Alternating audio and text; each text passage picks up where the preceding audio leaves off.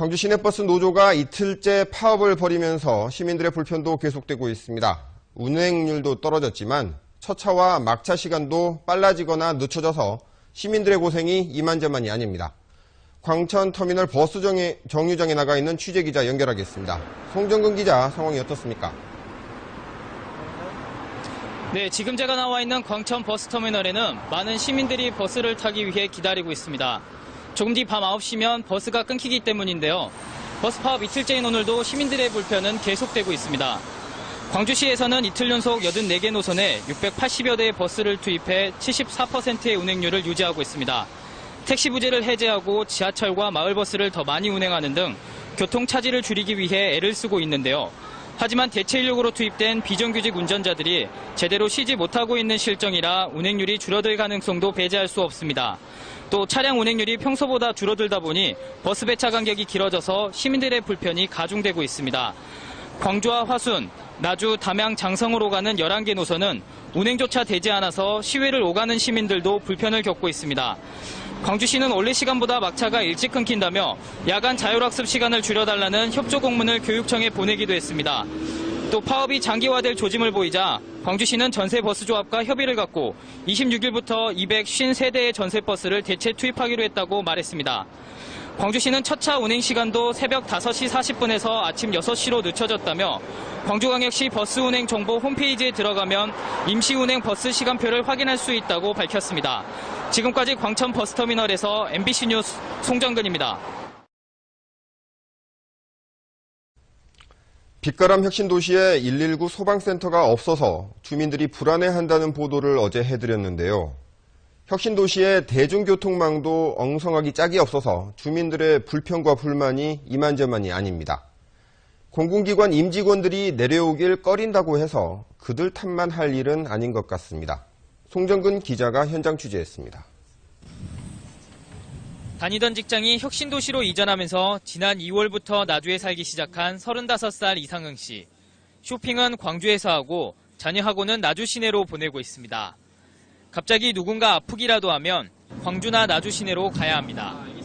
혁신도시 안에 아직 정주 여건이 제대로 갖춰져 있지 않기 때문인데 대중교통마저 불편해 이동하는 게 쉽지 않습니다. 차를 하나 더 구입했어요. 차가 없으면 아까 말했던 가장 시장거리 보거나 아니면 쇼핑을 하거나 뭘 사려고 하면 무조건 멀리 나가야 되니까. 나주 혁신도시에서 광주로 가는 버스편은 1160번과 나주교통 2편뿐인데다 배차도 50분 간격이어서 버스를 이용하기가 쉽지 않습니다. 나주 시내로 가는 버스도 나주교통 700번 하나뿐인 상황입니다. 저들이 이제 셔틀버스를 운영해요, 출퇴근 시. 왜냐면 대중교통이 아예 존재하지를 않으니까. 광주에서 여기까지 출퇴근 가능합니까? 안 되지. 지금 버스가 없는데.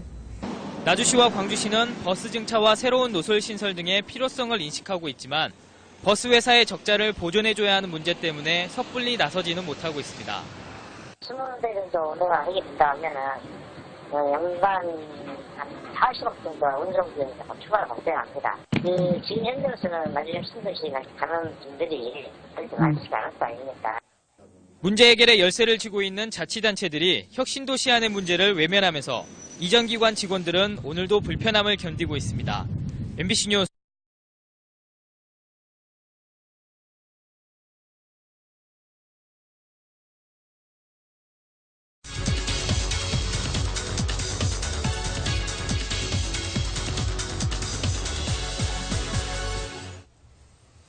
광주시가 10년 만에 시내버스 노선을 전면 개편합니다. 시민의 의견을 들은 뒤에 내년 2월경에 도입될 예정인데요. 자세한 얘기를 송상진 광주시 대중교통과장과 나눠보도록 하겠습니다. 안녕하십니까?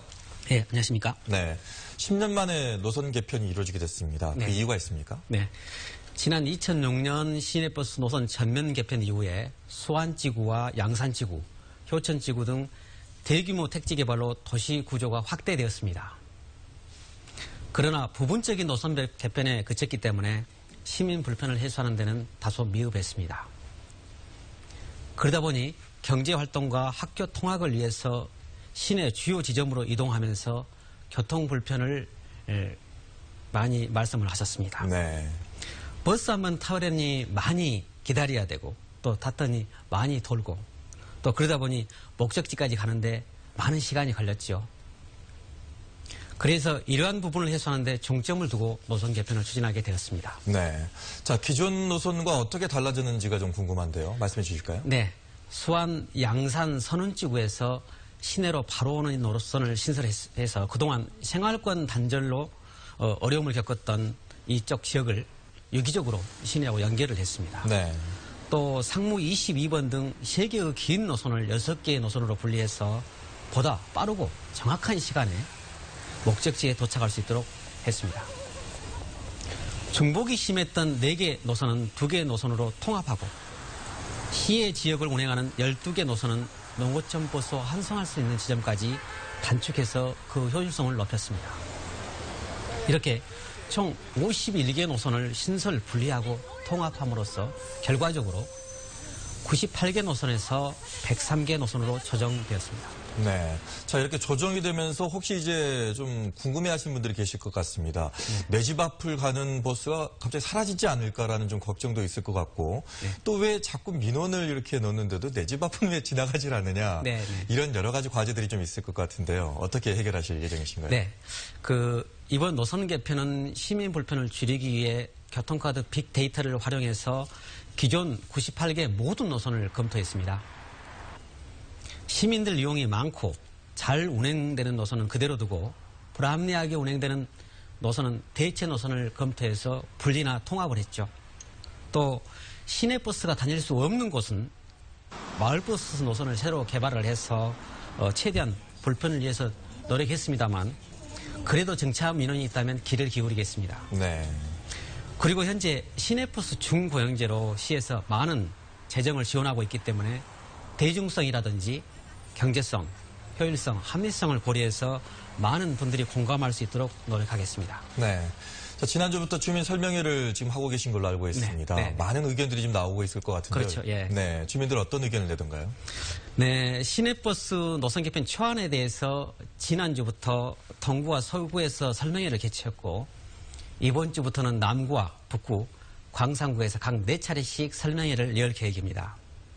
지금까지 설명회를 개최하면서 그렇게 많은 의견은 없었습니다만 일부 노선이 조정된 지역에서 원래대로 시내버스가 다닐 수 있도록 해달라는 의견이 좀 있었습니다. 네.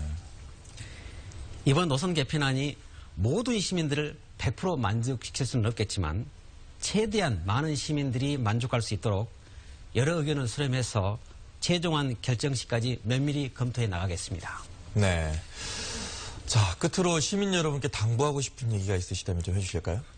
예, 이번 노선 개편 앞에도 말씀드렸습니다만 지난 1월부터 교통카드 빅데이터와 지난 3년간 시민 불편 민원을 분석해서 가장 합리적인 노선이라고 만들었습니다. 그렇지만 혹시 우리 시에서 간과한 부분은 없는지 자치구 권역별로 설명회를 개최하고 있습니다. 많은 시민들께서 참석하셔서 좋은 의견 주시면 잘 검토해서 가장 합리적인 방안으로 만들어 가겠습니다. 그리고 대중교통은 어느 일부 지역이 아닌 광주 시민 전체와 광주시를 방문하는 모든 분들이 편리하게 시내버스를 이용해야 된다는 내용을 좀 생각해 주시고 배려하고 함께하는 마음으로 좋은 의견 주셨으면 감사하겠습니다. 네. 자, 지금부터는 이제 시민들의 의견을 더 자세하고 섬세하게 좀 들어야 될 때가 아닐까라는 생각이 드는데요. 네. 예, 많은 분들이 좀 만족할 수 있게 노선 개편 잘 이루시길 바라겠습니다. 오늘 나와주셔서 고맙습니다. 예, 감사합니다.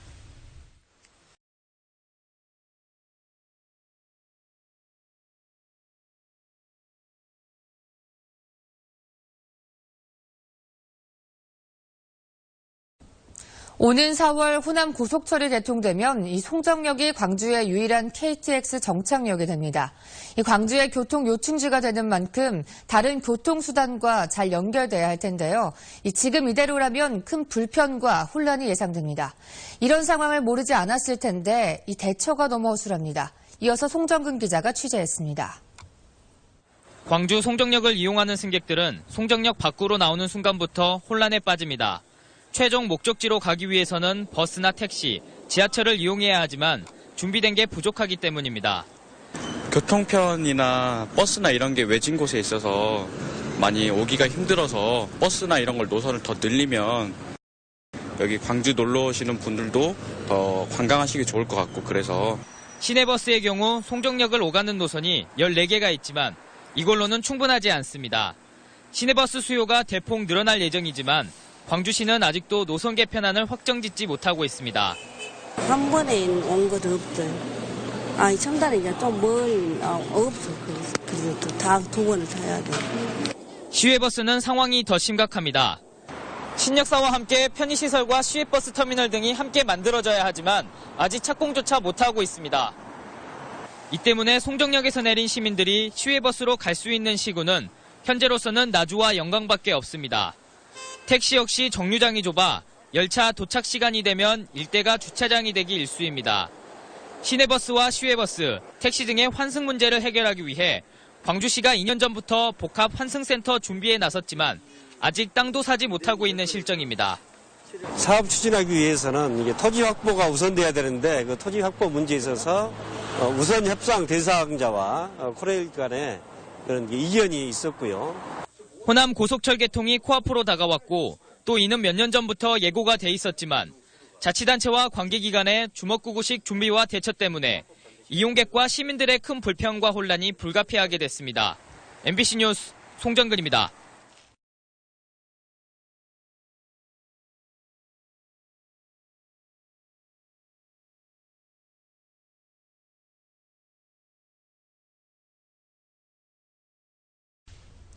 네, 다음 소식입니다. 광주 시내버스 환승 방식이 오늘부터 바뀌었습니다. 무료 환승을 위해선 버스에서 내릴 때 한 번 더 교통카드를 찍어야 합니다. 더불어 광주 인근 5개 시군 주민들도 환승 할인 혜택을 보게 됐습니다. 바뀐 점들을 김인정 기자가 설명합니다. 하차하는 사람들이 버스 뒤쪽 단말기에 교통카드를 찍으며 내립니다. 새로 바뀐 환승제도 첫날. 여태까지 승차 1시간 안에 환승해야 무료로 탈 수 있던 시내버스와 마을버스가 차에서 내린 뒤 30분 안에만 바꿔 타면 횟수에 제한 없이 무료 환승되도록 바뀌었습니다. 새롭게 바뀐 환승 할인을 적용받기 위해서는 이렇게 내리기 전에 교통카드를 단말기에 찍고 내려야 합니다. 하지만 시행 첫날이라 그런지 아직은 모르는 사람들이 많습니다. 찍어야 되는데 안 찍고 내려버렸어. 그래서 요거 탈 때 도로 세우더만 환승 안 되더만. 내리고 나서 생각하니까 아차 오늘 이거 찍어야 되는데 그러고 이제. 광주 대중교통과 인접 5개 시군 농어촌 버스도 같은 방식으로 환승하면 됩니다. 하차 30분 이내에 환승하면 교통카드 요금 기준 50%가 할인돼 교통비가 절반이 됩니다. 아마 우리 시와 인접 5개 시군을 왕래하는 주민들에게 편익에 큰 도움이 될 것이고 왕래를 활성화하는데 크게 도움이 될 것으로 이렇게 생각을 하고 있습니다. 새로 바뀐 무료 환승제는 추가로 들어가는 비용이 없지만 광역 환승제도가 시행되면 해마다 21억 원의 적자가 발생할 걸로 보이는데 이 적자금은 광주시와 5개 시군이 나눠서 분담하기로 했습니다. MBC 뉴스 김인정입니다.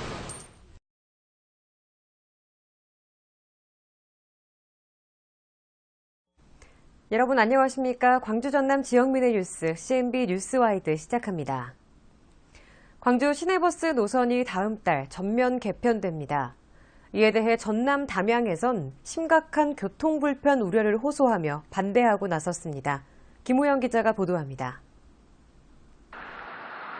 올해 2월에 새로 도입되는 광주 시내버스 노선 전면 조정 때문에 전남 담양군의 수북면과 봉산면 주민의 버스 이용 불편이 우려됩니다. 광주광역시는 최종 보고회를 통해 일곡 180번과 용전 184번을 하나의 노선으로 통합하겠다고 밝혔습니다. 개편안이 시행되면 광주 첨단의 대형 병원을 찾는 노인들이나 학교로 통학하는 학생 등 수북면과 봉산면의 교통약자의 발이 묶이게 됩니다. 갑자기 이렇게 광주시에 어려운 사정으로 일방적으로 이렇게 폐지를 한다 하니까 당황스럽고 담양 버스를 타서 담양에서 광주로 가는 버스로 갈아타야 되니까 좀 저희 입장에서 복잡해지죠. 젊은 사람들은 인력 승용차나 화물차나 가지고 다녀버리고 노인네들하고 학생들 뿐이라니까. 한편 담양군은 개편 노선 지역 주민들의 고충에 대해 광주시의 대책을 촉구했습니다. 우리 담양구는 광주와 연접되어 있으면서 서로 공동 생활권이 형성되어 있습니다.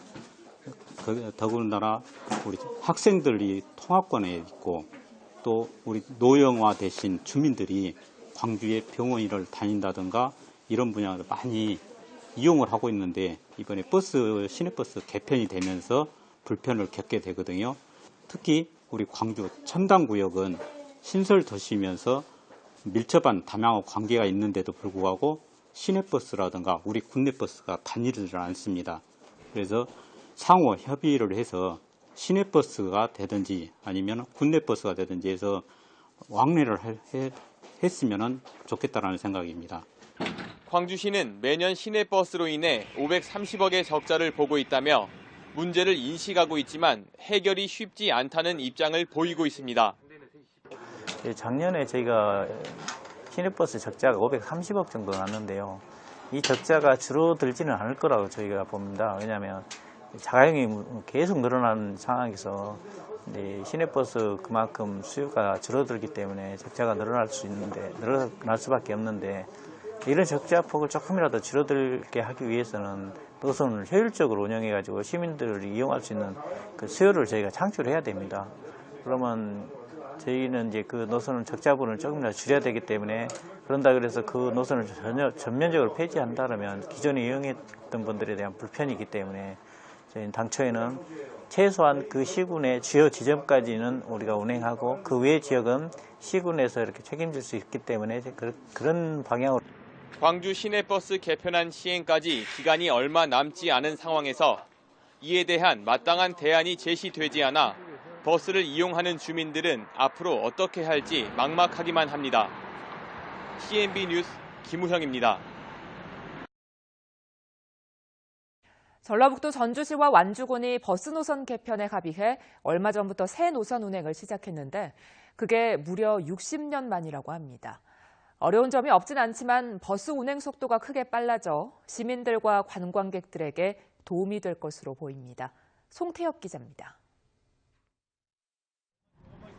60년 만에 버스 노선이 개편된 날, 시외로 연결되는 주요 환승장에서는 완주군의 오지마을에 사는 노인들이 불만을 터뜨렸습니다.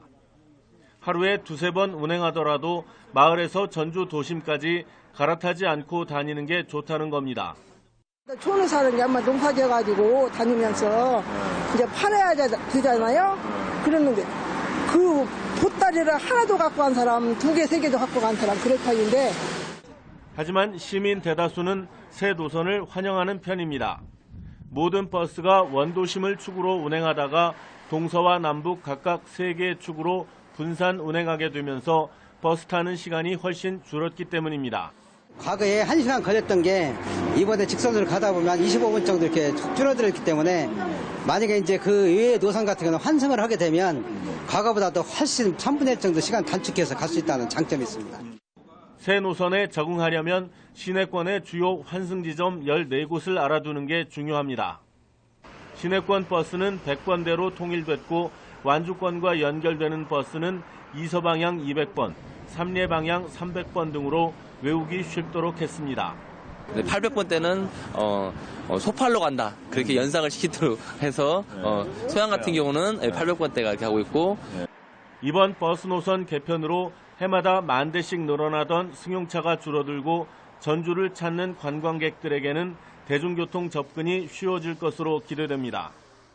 전주역이나 한옥마을 등 주요 관광 거점을 잇는 시내버스도 훨씬 많아져서 굳이 자동차를 가져오지 않아도 전보다 훨씬 편하게 전주 관광을 할 수 있게 될 것으로 보입니다. YTN 송태엽입니다.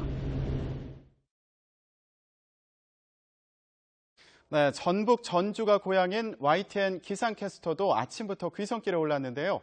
지금쯤 어디를 가고 있을까요? 현장 연결합니다. 양태빈 캐스터.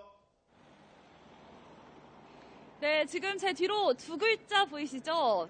드디어 제 고향 전주에 도착했습니다. 네, 드디어 도착하셨네요. 서울에서 얼마나 걸린 거죠? 네, 이렇게 고향에 도착하니 무척이나 들뜨는 마음인데요. 오늘 서울에서 전주까지 이동 시간만 따져보면 대략 4시간 정도가 소요됐습니다. 평소에는 3시간이면 충분히 올 수 있는 거리인데 길이 막히면서 1시간이 더 소요된 겁니다. 그래도 명절치고는 비교적 수월하게 온 것 같은데요. 처음에 출발했을 때 기흥에서 충남 공주까지는 길이 답답하게 막혔지만 이후로는 수월하게 풀렸기 때문입니다. 이곳 전주 요금소도 고향 가는 집 차량들로 분주합니다. 오늘 아침 일찍부터 귀성길에 오르신 분들도 있을 텐데요. 고향에 도착하며 마음이 한결 가벼워졌는지 창문 너머로 보이는 운전자들의 표정에는 들뜬 기색이 역력합니다. 앞으로 차량 정체는 조금씩 더 완화된다고 하는데요. 아직 귀성길에 올라 있으신 분들은 마지막까지 안전운행 해주시기 바랍니다. 설 당일인 내일도 맑은 날씨가 이어지겠고요. 한파 걱정도 없겠습니다. 내일 낮 기온 서울 4도, 대전 7도, 대구 8도, 광주 10도로 예상됩니다. 길었던 여정이 드디어 끝이 났습니다. 무사히 도착해서 정말 다행인데요. 시청자 여러분도 끝까지 안전하고 즐거운 귀성길 마무리하시기 바랍니다. 여러분 새해 복 많이 받으세요. 지금까지 YTN 양태빈입니다. 네, 설 연휴가 시작되면서 고속도로도 귀성길에 오른 사람들로 가득합니다. 오늘 전국이 대체로 흐린 날씨를 보일 걸로 예상이 되고 있습니다. YTN 기상캐스터 연결해서 날씨와 고속도로 상황 같이 알아보겠습니다. 양태빈 캐스터. 네, 기흥 휴게소에 나와 있습니다. 예, 현장 상황과 날씨 함께 좀 전해주시죠. 네, 민족의 대명절 설을 앞두고 고향 가는 길에 오르신 분들이 무척 많습니다. 하지만 이곳 기흥부터는 길이 많이 막히기 때문에 휴게소에서 미리 휴식을 취해주는 사람들의 모습이 보이는데요. 고향까지 얼마나 걸리는지 시간을 미리 확인하고 또 긴 여정 중에 먹을 먹을거리도 사두고 있습니다. 제 고향은 전라북도 전주인데요. 저도 명절을 맞아 오랜만에 가족을 만나러 고향으로 떠납니다.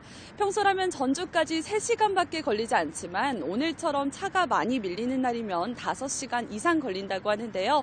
귀성길 상황은 이어지는 뉴스에서 또다시 전해드리도록 하고요. 날씨 상황도 알려드리겠습니다.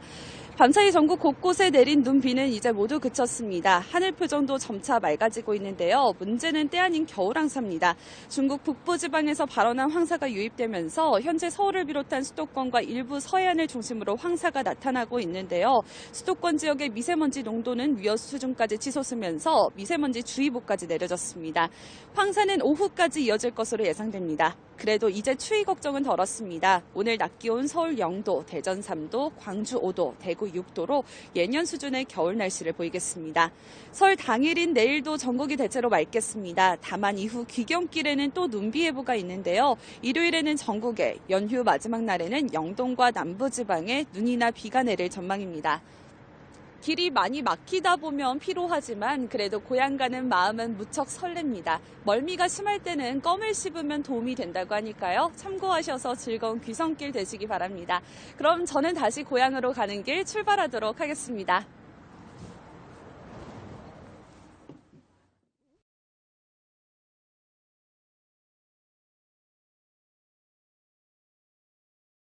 예, 오늘 전국이 대체로 흐린 날씨를 보이고 있습니다. 오후까지 미세먼지 농도가 높은 상황입니다.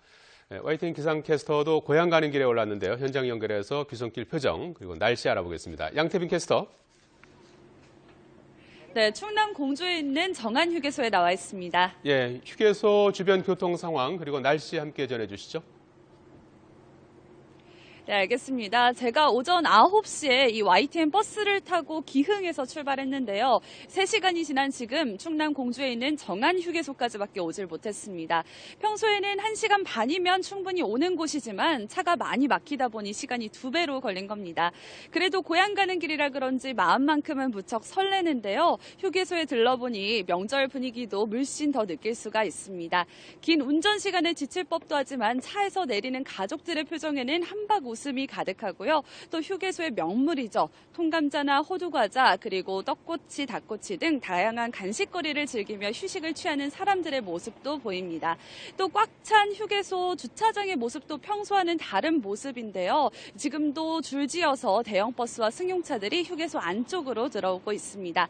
그래도 오늘 바깥에서 휴식을 취하실 때는 좀 주의를 하셔야 되는 게 미세먼지입니다. 중국 북부지방에서 발원한 황사가 유입됐는데요. 수도권에는 미세먼지 미세먼지주의보도 내려졌으니까요. 주의하시기 바랍니다.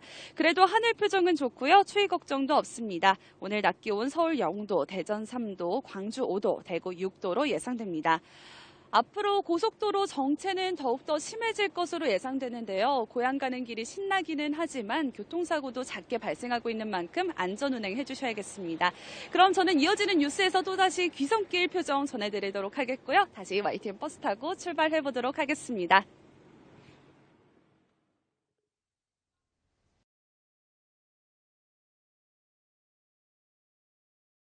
네, 지금도 귀성 행렬이 이어지고 있습니다. 고속도로 상황도 살펴보겠는데요.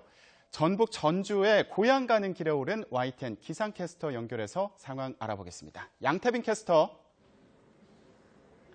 네, 전북 익산에 있는 여산휴게소에 나와 있습니다. 네, 12시 뉴스에서는 충남에 있었죠. 지금 전북 익산까지 갔는데 거기까지 가는데 얼마나 걸렸나요? 네, 제가 지난 12시 뉴스에서는 충남 공주에 있는 정안휴게소에서 귀성길 표정 전해드렸는데요. 예상보다 길이 막히지 않아서 그곳에서 여기까지 오는 데는 약 50분 정도밖에 걸리지 않았습니다. 이제 이곳에서는 1시간 정도만 더 가면 드디어 제 고향 전주집에 도착하게 돼 벌써부터 설레는 마음입니다. 이곳 휴게소에도 귀성길에 오른 사람들이 무척 많은데요. 다들 민족의 대명절 설을 앞두고 들떠있는 모습입니다. 긴 운전 시간에 지쳐 있을 법도 하지만 차에서 내리는 사람들의 표정을 보면 한박 웃음이 가득하고요. 또 휴게소의 명물이죠. 통감자나 호두과자, 닭꼬치 등 맛있는 간식거리를 사들고 휴식을 취하는 모습도 보입니다. 휴게소에 주차장이 꽉 차 있는 모습도 평소와 많이 다른데요. 지금도 대형 버스와 승용차들이 줄지어 휴게소 안으로 들어오고 있습니다.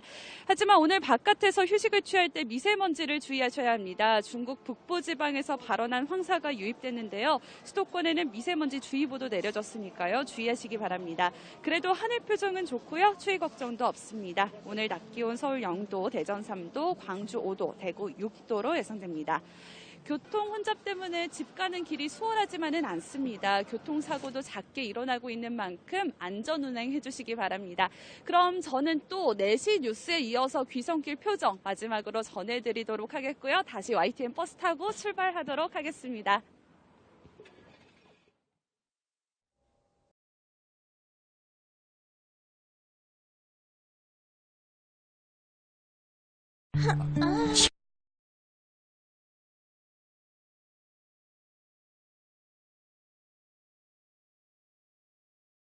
취재진이 취재 버스를 타고 고속도로를 달리며 고향 가는 길이 얼마나 막히는지 직접 살펴보고 있습니다. 오전 11시에 서울 요금소를 출발했는데 지금은 어디쯤 가고 있는지 알아보도록 하겠습니다. 김대영 기자, 출발한 지 4시간이 지났는데 지금 어디에 있죠? 네, 저는 지금 청주 나들목 인근을 달리고 있습니다. 오전 11시에 서울을 출발해서 정오쯤에 안성휴게소에 도착을 했고요. 다시 1시쯤 출발을 해서 지금 2시간 가까이 달리고 있습니다. 안성휴게소를 나와서 5km 정도 정체 구간이 있었고요. 이후에 천안 분기점부터 또 천안휴게소까지 정체가 반복됐습니다. 다른 구간에서도 가다 서기를 반복하기도 했지만 전체적으로는 정체가 풀리는 것을 느낄 수 있었습니다. 지금도 보시는 것처럼 막힘없이 달리고 있습니다. 이렇게 도로 사정이 원활해지면서 고향 가는 여러분의 마음도 한결 가벼워졌을 것 같은데요. 저희가 버스를 타면서 만났던 귀성객들의 얘기를 들어보겠습니다. 할머니, 할아버지 만나러 순천 가고 있는데 저희 가면은 맛있는 거 많이 해주세요. 기분 설레고요. 어머니가 지금 이제 저랑 같이 사시다가 지금 다른 데 계셔서 지금 어머니 뵈러 가는데 오늘은 좀 차가 좀 안 막히네요. 그래도 그나마. 그래도 기분이 되게 좋고요. 마음이 편합니다, 솔직히. 네, 이렇게 설레는 마음으로 고향으로 향하는 귀성객들처럼 저도 즐거운 마음으로 계속 달리겠습니다. 안전운전 하시고요. 청주 나들목 인근 YTN 취재버스에서 김대근입니다.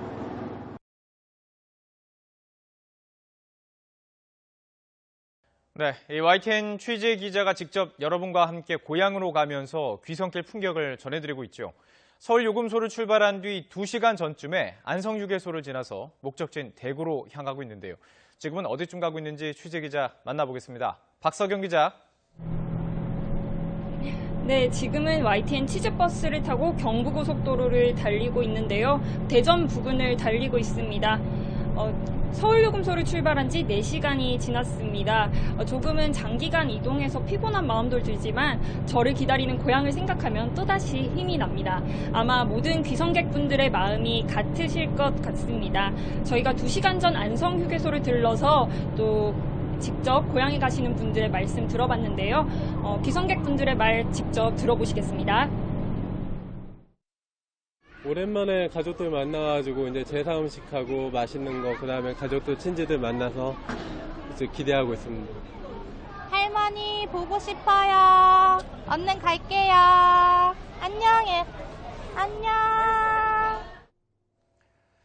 네, 한복을 곱게 입은 아이들의 모습 참 예쁜데요. 지금 도로 상황도 전해주시죠. 네, 말씀드렸듯이 저는 경부고속도로를 달리고 있는데요. 이 대전 부근입니다. 청주 부근쯤에서는 조금 소통이 원활한 모습이었는데 다시 대전이 가까워지면서 정체가 심해졌습니다. 지금 도로에는 차들이 마치 주차장을 방불케 할 정도로 빽빽하게 서 있습니다. 저희도 원래는 인근 졸음 쉼터를 방문해서 휴식을 취하고 있는 귀성객분들 만나볼 예정이었는데요. 지금 차가 계속 막히면서 도로 위에서 이렇게 소식을 전해드리게 됐습니다. 제 고향도 저를 촬영하고 있는 최강현 기자의 고향도 대구입니다. 서울요금소에서 경부고속도로를 달려서 지금 안성휴게소를 지났고요. 대전을 거쳐서 대구까지 이동할 계획입니다. 목적지인 대구까지는 2시간 넘게 걸릴 것으로 보입니다. 오늘 고향을 가시는 분도 계시고 또 아쉽게 못 가시는 분들도 분명 계실 텐데요. 저희가 전해드리는 귀성 풍경 보시면서 조금이나마 명절 분위기 느끼실 수 있으면 좋겠습니다. 또 제가 SNS 계정도 열었습니다. 트위터나 인스타그램에 YTN 고홈 검색하시면 고향 가는 길 저희와 함께 하실 수 있습니다. 이동하시다 저희 취재버스 보시면 반겨주시고요. 그럼 저희는 계속해서 달려나가겠습니다. 지금까지 경부고속도로 대전 부근에서 YTN 박서경입니다.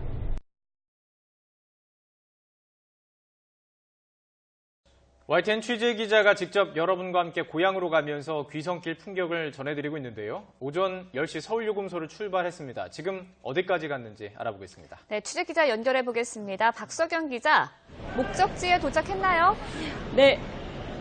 네, 동대구 고속버스 터미널입니다. 6시간 반을 달려서 드디어 도착했는데요. 오전 10시 서울요금소에서 출발했습니다. 저와 촬영기자 최강현 기자의 고향인 대구에 도착한 건데요. 경부고속도로는 대전 부근에서 많이 막혔습니다. 하지만 다른 구간은 비교적 원활했는데요. 특히 김포에서 대구까지는 평소 주말과 다를 바 없이 정말 고속도로가 확 트인 모습을 볼 수 있었습니다. 제가 열심히 달려서 도착한 이곳 고속버스 터미널에는 저처럼 고향을 찾은 많은 귀성객들이 있는데요. 표정에는 설렘이 가득합니다. 귀성객 한 분 만나서 말씀 한번 들어보겠습니다. 네, 안녕하십니까? 안녕하세요. 네, 자기소개 부탁드릴게요. 예.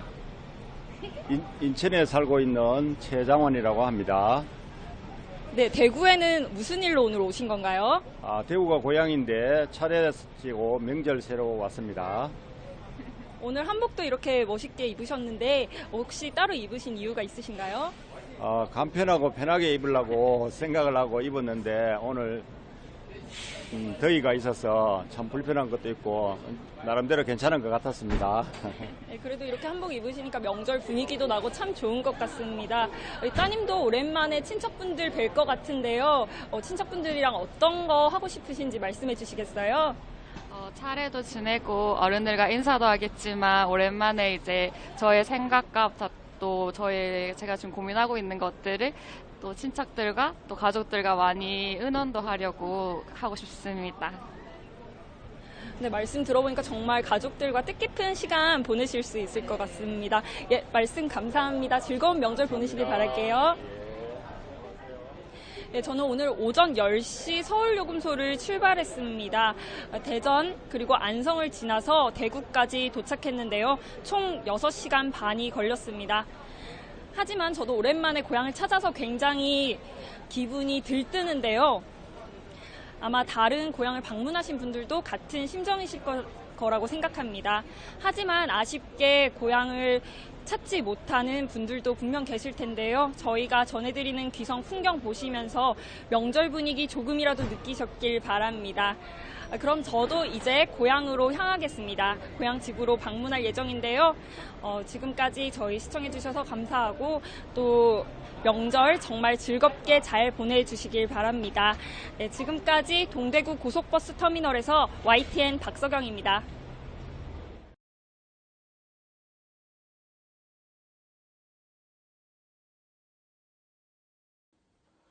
동대구와 안동 간 고속버스 막차는 수십 년째 저녁 9시 전후에 고정이 돼 있습니다. 하지만 이제는 도청이 안동으로 이전하고 대구의 교통체계가 동대구로 집중이 되면서 수요가 늘어난 만큼 연장 운행이 필요하다는 목소리가 높습니다. 정동원 기자입니다. 동대구에서 안동으로 가는 마지막 고속버스는 저녁 8시 50분. 동대구 안동 간 버스 운행이 시작된 90년대 초반부터 지금까지 20여 년 동안 한결같습니다. 동대구에서 경주는 밤 11시까지, 포항과 서울은 자정인 12시, 부산 10시 10분과 비교하면 차가 너무 빨리 끊깁니다. 저녁 먹으면 거의 끊겨서 이제 불편함이 좀 많이 있는 것 같아요. 네, 놓쳐서 뭐 택시 타고 대구로 간 적도 있고. 북대구에서는 밤 10시 10분 막차가 있다지만 한 달 반 전 동대구 복합환승센터가 생기면서 대구의 교통체계가 동대구로 집중됐기 때문에 북대구 이용은 불편합니다. 동대구와 안동 간 버스 운행 횟수는 하루 40회로 25분마다 한 대씩 다닐 정도로 촘촘해서 배차 간격을 조정해 운행 시간을 연장하는 방법도 생각할 수 있습니다. 하지만 동대구 복합환승센터가 생긴 지 한 달 반이 지났고 도청이 안동으로 이전한 지 1년이 다 돼가지만 막차 시간은 요지부동입니다. 동대구 안동 노선을 운행하는 경북버스는 취재가 시작되자 연장 운행을 검토하겠다고 밝혔습니다. 10시 이후에 심야 운행이라든지 이런 부분에 대해서 회사에서 적극적으로 검토 후 제가 운행할 수 있도록 준비를 하도록 하겠습니다. 안동 막차가 연장되면 영주를 비롯한 다른 경북 북부 지역민이 거점 환승용으로 이용할 수도 있습니다. MBC 뉴스 정동원입니다.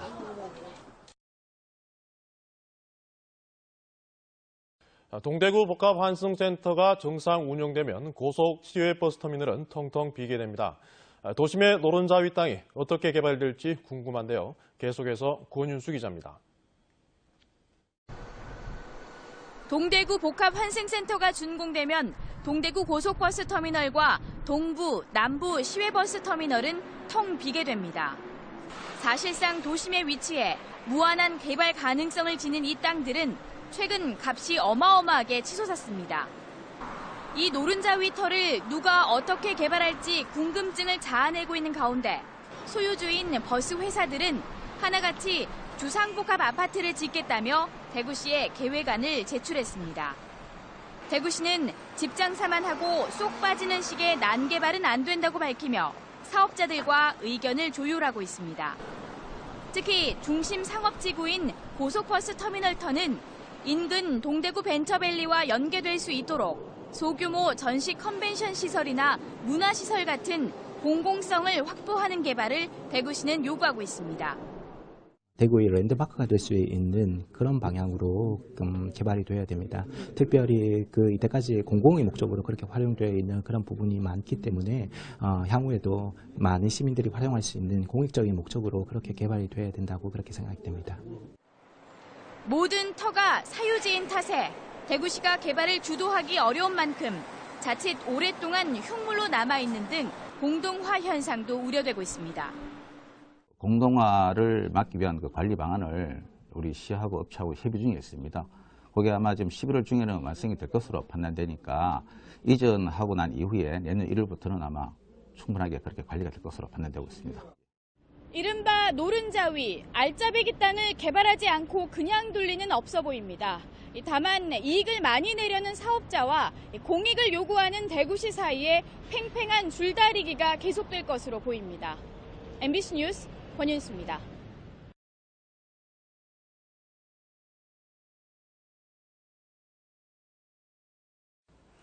시외버스는 시내버스에 비해 장거리를 빠른 속도로 달리기 때문에 차량 안전이 무엇보다 중요합니다.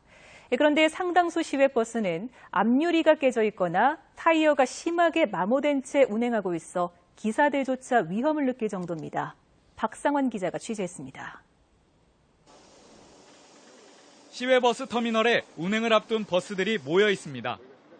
자세히 살펴보니 차량 앞 유리에 길게 금이 가 있습니다. 타이어는 한쪽만 심하게 닳아 사포질을 한 것처럼 만질만질합니다. 이런 버스는 한두 대가 아니지만 회사에서 제때 교환해주지 않아 기사들조차 위험을 느끼고 있습니다. 타이어가 지금 다 다른 상태인데 교환을 할 시기가 지금 늦었습니다. 늦었는데 회사에서도 이걸 잘 안 해주고 있어요. 왜 그러냐? 회사에서는 자재 절감한다는데 비 온 날이나 이런 걸 하게 되면 기사들은 알면서도 위험 부담을 안고 근무해야 됩니다. 주로 국도를 달리는 시외버스는 장거리를 고속주행하기 때문에 차량 안전이 더욱 중요하지만 회사는 대수롭지 않다는 반응입니다. 차가 유리 볼트해가지고 열 맞을 수도 있고 한번 저도 가다가고 그렇고 그렇지. 고속버스 다른 거 다 그래요. 시외버스 기사들은 차량 정비가 부실하기 때문에 사고도 자주 일어난다고 하소연합니다. 미끄러운 날은 굉장히 차가 수막 현상과 같이 계속 미끄럼 현상으로 차가 서질 않고 계속 진행합니다. 그래서 우리 기사들이 추돌 사고를 상당히 많이 내고 있는데 사정이 이런데도 교통당국의 관리 감독은 제대로 이루어지지 않아 시외버스는 위험을 안고 달립니다. MBC 뉴스 박상환입니다.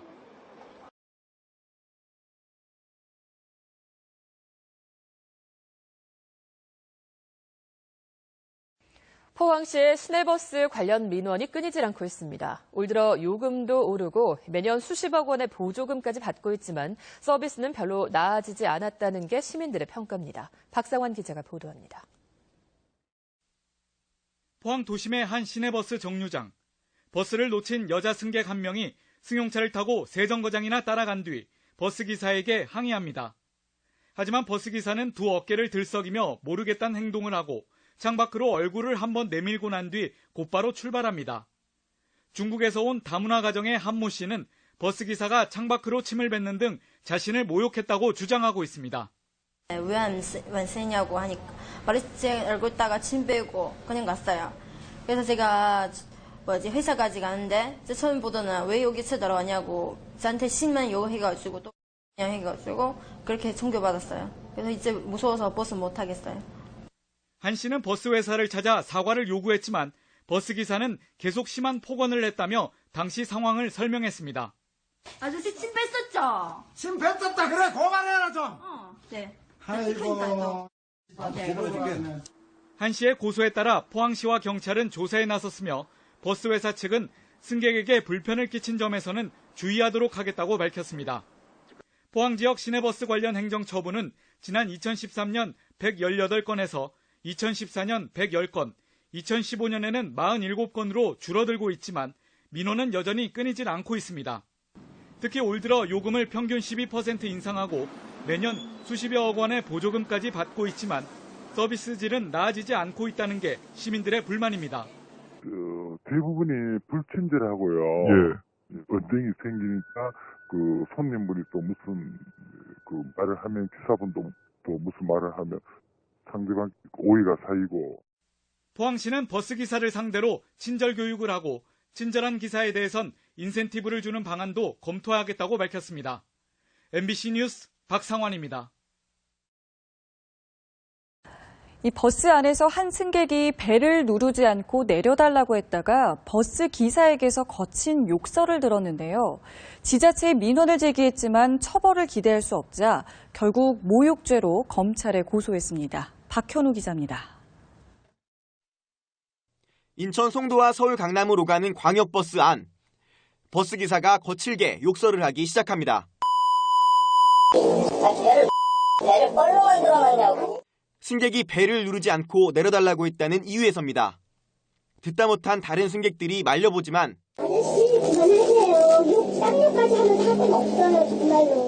그래도 거친 말은 계속됩니다. 휴일날 일하는 것도 짜증나 죽겠는데 벨 누르면 버스가 안 서냐고. 나 진짜 이 지하철이야 이게? 버스에 탄 승객들은 황당하고 기분이 상할 수밖에 없었습니다.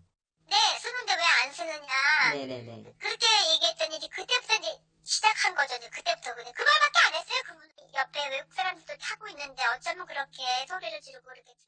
욕설을 들은 승객은 버스 회사 소재지인 인천시와 연수구에 민원을 제기했지만 처벌을 기대하긴 어려운 상황입니다. 버스 기사분들의 불친절에 대해서는 여객자동차법에 처벌할 수 있는 근거가 좀 많이 희박해요. 개인적으로는 좀 그 힘든 감이 없지 않아 있긴 합니다. 결국 이 승객은 버스 기사를 모욕죄로 처벌해달라며 검찰에 고소장을 냈습니다. 연합뉴스TV 박현우입니다.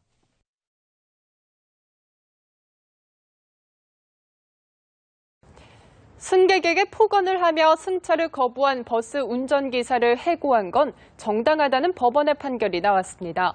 운전기사는 해고라는 징계는 가혹하다고 항변했지만 법원은 이를 받아들이지 않았습니다. 보도에 이재동 기자입니다. 지난해 6월 버스 운전기사 김모 씨는 여성 승객 A 씨가 버스에 오르자 대뜸 고성을 질렀습니다. 김 씨는 택시를 타고 다니지 왜 버스를 타고 다니느냐, 19년 운전 생활을 하면서 너 같은 사람은 처음이라며 삿대질과 함께 욕설을 이어갔습니다.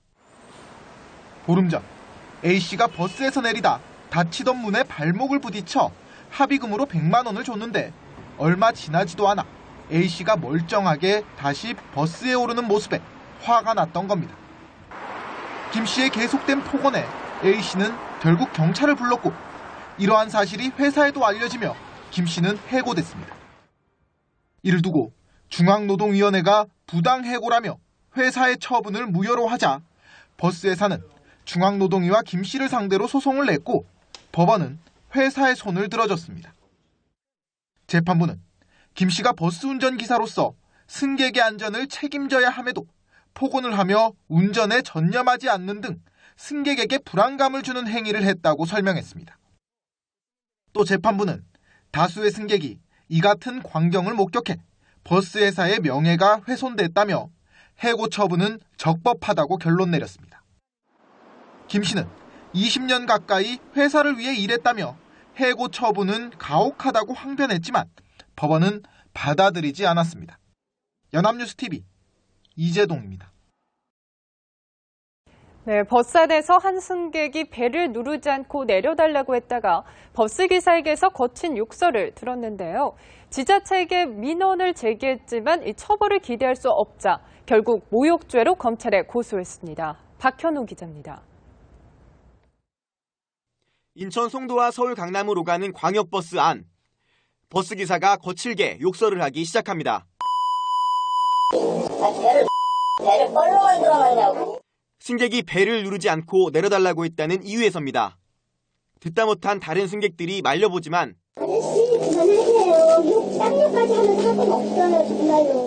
그래도 거친 말은 계속됩니다. 휴일날 일하는 것도 짜증나 죽겠는데 벨 누르면 버스가 안 서냐고. 나 진짜 이 지하철이야 이게? 버스에 탄 승객들은 황당하고 기분이 상할 수밖에 없었습니다. 네, 쓰는데 왜 안 쓰느냐.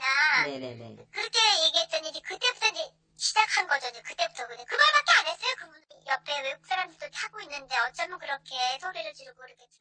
욕설을 들은 승객은 버스 회사 소재지인 인천시와 연수구에 민원을 제기했지만 처벌을 기대하긴 어려운 상황입니다. 버스 기사분들의 불친절에 대해서는 여객자동차법에 처벌할 수 있는 근거가 좀 많이 희박해요. 개인적으로는 좀 그 힘든 감이 없지 않아 있긴 합니다. 결국 이 승객은 버스 기사를 모욕죄로 처벌해달라며 검찰에 고소장을 냈습니다. 연합뉴스TV 박현우입니다.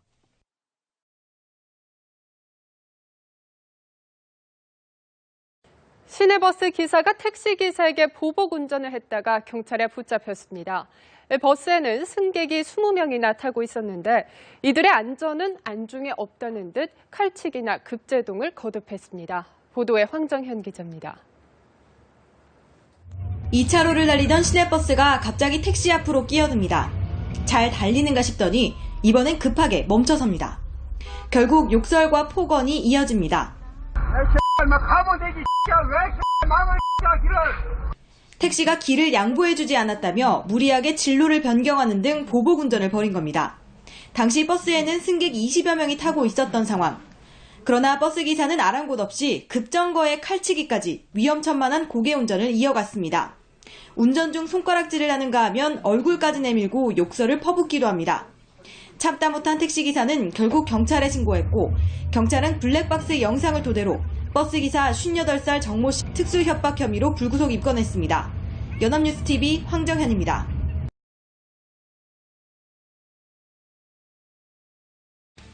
외제차 한 대가 차선을 침범해 버스를 옆으로 밀어붙입니다. 잠시 후 버스를 추월하더니 횡단보도 앞에서 급제동하자 승객들은 앞으로 튕겨나갑니다. 지난달 31일 28살 민모 씨의 보복 운전으로 인해 승객 5명이 경상을 입었습니다. 3번, 4번을 막 급제동을 했다, 옆으로 밀어붙였다 그러니까 승객들이 막 동패 질려가지고 막 소리 지르고 막 말하자면 그냥 버스로 안에 아수라장했어요. 아수라장 그냥. 민 씨는 이곳 잠실역 부근까지 400여 미터에 걸쳐 보복 운전을 했습니다. 민 씨는 버스가 진로를 방해해 홧김에 보복 운전을 했다고 인정했습니다. 하지만 버스는 4차선에서 버스 전용 차로인 2차선으로 진입했고 민 씨는 1차선을 달리던 상황. 경찰은 버스가 진로를 방해하지는 않은 것으로 판단했습니다. 부인과 자식을 태우고 진행하고 있었기 때문에 상습적이나 고의적으로 그럴 의사는 전혀 없었고 우발적으로 발생한 것으로 그렇게 보입니다. 서울 송파경찰서는 민 씨를 특수상해 혐의로 검찰에 송치할 예정입니다.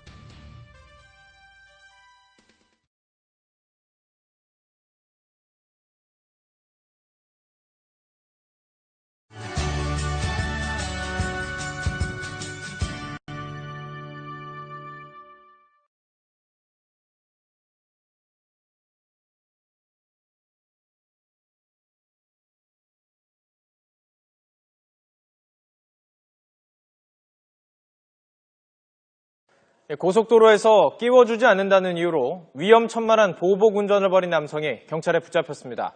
당시 비까지 내리고 있어서 자칫 큰 사고로 이어질 뻔했습니다. 김송환 기자가 보도합니다.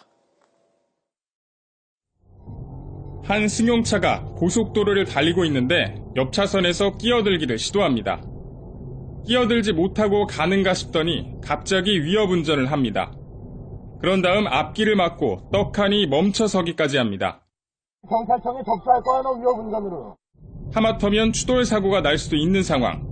끼어들기가 안 되자 상대방 차에 아찔한 보복 운전을 한 겁니다. 사고가 날 뻔했었다는 것 같아요. 저기가 이제 위에 걸쳐가지고 들어오려고 하는데 안 깨져가지고 앞쪽에 부딪힐 뻔했다. 그 이유죠. 심지어 상대 차를 갓길로 2차례나 밀어붙이며 위험천만한 상황을 만듭니다. 게다가 비까지 내리고 있어서 자칫하면 대형 교통사고로 이어질 수도 있었습니다. 피해 운전자 차에는 부인과 6살 난 아들까지 함께 타고 있어 일가족이 불안감에 떨어야 했습니다. 경찰은 34살 홍모 씨를 보복 운전을 한 혐의로 불구속 입건했습니다. YTN 김승환입니다. 네, 요즘 보복 운전이 사회적으로 큰 문제가 되고 있는데요. 나이를 불문하고 벌어지는 듯합니다. 갑작스러운 끼어들기에 화가 난 한 70대가 20대 여성에게 보복 운전을 하다 처벌을 받게 됐습니다. 장동훈 기자입니다. 주행 차량의 블랙박스 영상. 요란한 경적 소리와 함께 차량 한 대가 오른편에서 다가옵니다. 이 차는 속도를 내 앞으로 달려나가고 터널을 빠져나오면서 중앙선에 멈춰 뒤차를 가로막습니다. 곧이어 앞 차량의 남성 운전자가 내려 뒤차의 여성 운전자에게 다가가 욕설을 퍼붓습니다. 앞 차량 운전자 71살 A씨는 지난 11일 전주 덕진구 송천동의 도로에서 옆 차선에서 갑자기 끼어든 20살 여성 B씨의 차량에 놀라 보복 운전을 한 혐의를 받고 있습니다. A씨는 경찰에서 갑자기 옆 차선에서 끼어든 뒤 급정거까지 하는 바람에 사고가 날 뻔했다며 당시 화가 났다고 진술했습니다. 심야 시간대 대전의 식당. 문이 열리고 사람이 들어서는데 머리 위에 뭔가가 펄럭입니다. CCTV에 얼굴을 찍히지 않기 위해 앞치마로 머리를 가린 겁니다. 43살 김모 씨는 대전 일대의 가게에서 지난 2011년 11월부터 최근까지 모두 85차례에 걸쳐 1,400만 원어치의 금품을 훔친 혐의를 받고 있습니다. 김 씨는 주로 우산이나 앞치마 등으로 얼굴을 가린 채 심야 시간대 영업을 마친 상점을 돌며 절도 행각을 벌인 것으로 조사됐습니다. 연합뉴스 장동우입니다.